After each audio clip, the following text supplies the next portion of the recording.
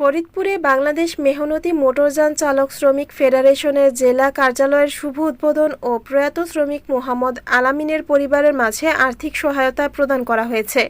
শুক্রবার বিকেলে ফরিদপুর বাইপাস সড়কে রাইতাস মিলের বিপরীতে এ অনুষ্ঠানের আয়োজন করা হয়। জেলা কমিটির সভাপতি মোহাম্মদ আশরাফ শেখের সভাপতিত্বে অনুষ্ঠানে প্রধান অতিথি ছিলেন কেন্দ্রীয় কমিটির সভাপতি মোহাম্মদ ইমরান হোসেন। এ সময় কেন্দ্রীয় কমিটির ভারপ্রাপ্ত সাধারণ সম্পাদক মোহাম্মদ রাজু আহমেদ ও ভারপ্রাপ্ত সাংগঠনিক সম্পাদক মোহাম্মদ ওমর ফারুক উপস্থিত ছিলেন। জেলা কমিটির কার্যকরী সভাপতি মোল্লা মনিরুজ্জামানের সঞ্চালনায় বক্তারা শ্রমিকদের অধিকার, কল্যাণ ও পারস্পরিক সহযোগিতার উপর গুরুত্ব আরোপ করেন। পরে প্রয়াত শ্রমিক আলামিনের পরিবারের হাতে আর্থিক সহায়তা তুলে দেওয়া হয়।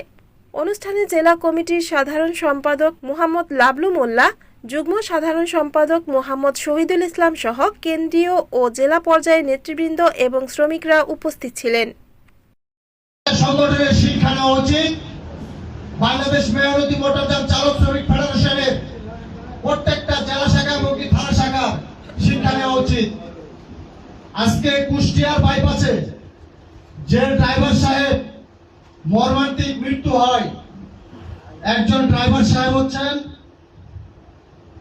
অর্থনৈতিক চাকা, আর একজন ড্রাইভার সাহেব যখন মৃত্যুবরণ করে, একজন পরিবারের মূল উৎস হচ্ছে যদি ড্রাইভার সাহেব, সে হলো পরিবারের মূল উৎস।